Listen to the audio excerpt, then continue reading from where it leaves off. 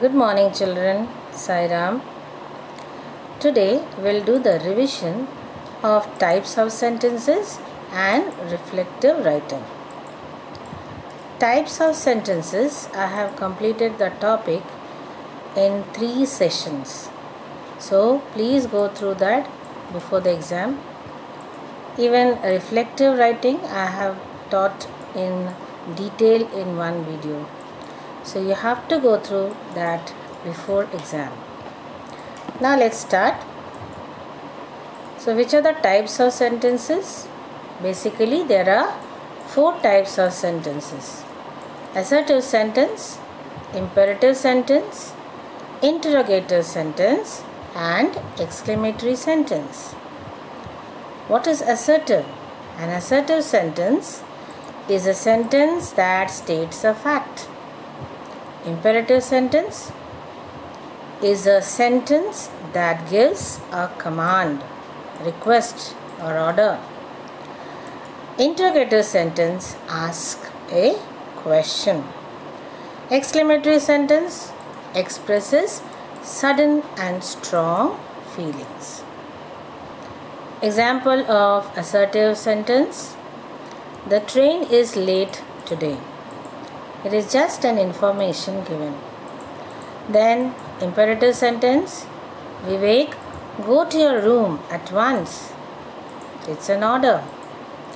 So order, command and request in imperative sentence. Then interrogative: where is my pen? Is a question. Then exclamatory sentence: what a shame. So it is a strong feeling, expressing a strong feeling. So what you have to remember? Punctuation mark in all these types of sentence. A declarative or assertive sentence ends with a full stop, and assertive sentences are negative as well as affirmative. An interrogative sentence ends with a question mark. An imperative sentence usually ends with a full stop. An exclamatory sentence ends with an exclamation mark. So remember the punctuation for identifying the types of sentences. And even when you are told to write types of sentence, you have to remember the punctuation mark, right? Now let's see the functions of these sentences. Declarative sentence states, declares, asserts or tells something. Interrogative sentence asks questions, interrogates or asks something. Imperative sentence commands, requests, expresses a wish. Exclamatory sentence surprises, wonders, shows strong feeling. Children, you should know how to identify the types of sentence. And not only that, you should know how to transform the types of sentences from one to another. Now let us see the first type: interchange of exclamatory and assertive sentences. What a huge creature the elephant is. It is exclamatory. How do you understand? Exclamation mark is there, okay, and WH question asked, okay, what a huge creature the elephant is. Now how to change the exclamatory to assertive? Whenever a sentence, exclamatory sentence starts with what or how, it should be replaced by subject. Now here what is the subject? The elephant. So elephant will come first, and you have to use very before adjective. What is the adjective here? Huge. So you have to write very and then huge creature. So the elephant is a very huge creature is assertive sentence. Now next type: what would I not do for you? Again exclamatory, okay. What you have to write? I would do anything for you. Children, I have discussed in detail all these examples. Okay, please go through it. Now, interchange of interrogative and assertive sentence. Who can live without breathing? It is question mark is given at the end. So it is interrogative sentence. So what you have to do? No one can live without breathing. Assertive is positive as well as negative. So you can write no one can live without breathing. Now some of the things you have to remember, okay, for interchanging of interrogative to assertive. Now let's see. Whenever a interrogative sentence who can is given, it will become no one can. Okay, who has not will become everyone has. Where else will become nowhere else. Where can becomes never can or at no time can. How can becomes in no other way can. Okay, remember this, children. Next, interchange of affirmative and negative sentences. Assertive sentence or declarative sentences can be either affirmative or negative. Okay, this you have to remember. So, affirmative sentences can be transformed into negative by adding not. So, positive sentence, affirmative sentence means positive. So, positive sentences can be transformed into negative by adding not. But when we want them to be negative without changing the meaning, a few words may have to be changed.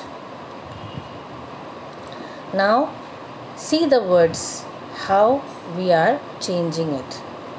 Whenever in the affirmative only, alone, merely is given, it becomes none but for a person.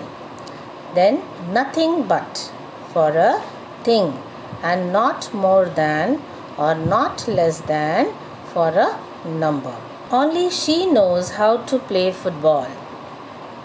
So it becomes none but she knows how to play football. He has only 10 pence. It will become he has not more than 10 pence. For transforming affirmative to negative without changing the meaning, you should use these words and phrases. Which are the words and phrases?